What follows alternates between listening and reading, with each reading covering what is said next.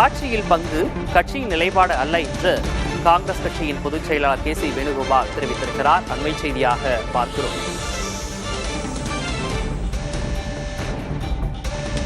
ஆட்சியில் பங்கு கட்சியின் நிலைப்பாடு அல்ல என்று காங்கிரஸ் கட்சியின் பொதுச் செயலாளர் கே.சி. வேணுகோபால் தெரிவித்திருக்கிறார்.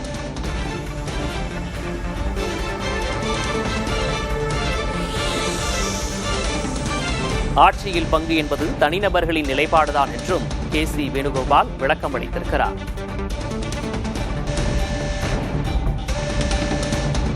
ஆட்சியில் பங்கு என்பது கட்சியின் நிலைப்பாடல்ல, தனிநபர்களின் நிலைப்பாடுதான் என்று காங்கிரஸ் கட்சியின் பொதுச் செயலாளர் கே.சி. வேணுகோபால் தெரிவித்திருக்கிறார். அண்மை செய்தியாக பார்க்கிறோம்.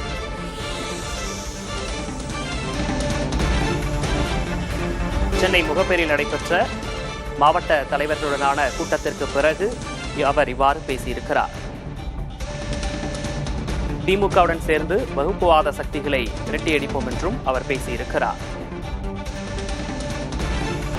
வகுப்புவாத சக்திகளை எதிர்ப்பதில் காங்கிரஸ், திமுக உறுதியாக உள்ளது என்றும் கே.சி. வேணுகோபால் பேசியிருக்கிறார்.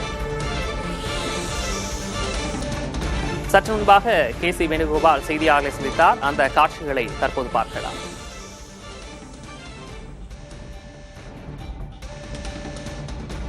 Congress and DMK are old allies. We have a great tradition to have an alliance on common issues, to fight against the fascist forces, fight against the communal forces.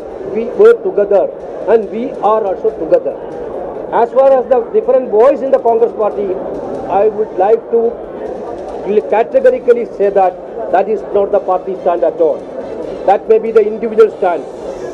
If anything happened, anything spoken in that line, it is their individual opinion. That is not the party's view at all.